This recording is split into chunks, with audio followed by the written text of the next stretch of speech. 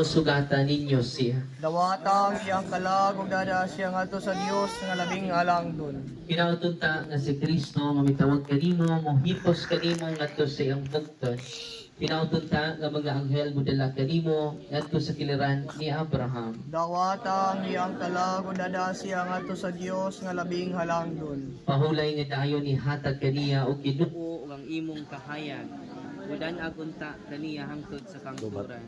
Dawata ang iyang kalag ug dada siya ngadto sa Dios ang labing halangdon. Lubat. O amahan nga labing maluluyon sa imong mga kamot among gitugyan ang kalag sa among igsuon aron mabanhaw unta siya sa katapusang adlaw.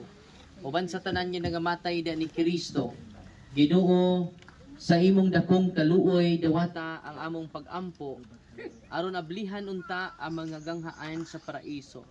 Alang sa mga igsuon sa among bahin mahupay usab unta kami sa mga pulong sa mga pagtuo. Hangtod niadtong adlaw kanus-a magkatigom kaming tanan uban sa Ginoo ug sa among igsuon hangtod sa kahangturan. Amen. Paulay nga dayon ni hatag kaniya o Ginoo. Ug ang kahayag mo dan nagunta kaniya hangtod sa kahangturan.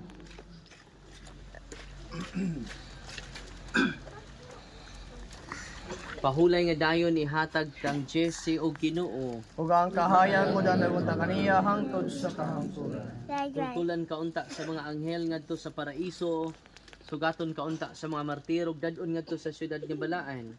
Ang bag-og tunhay Jerusalem. Amen. Sa kalinaw dadunta ang lawas ni Jesse sa iyang pahulayan aron pagpaabot sa kabanhawan. Amen. Ang Ginoo minaka ninyo, Manasa kanimo. ang Diyos ng kamustaran lang kaninyo ang amahan na napag sa Santo.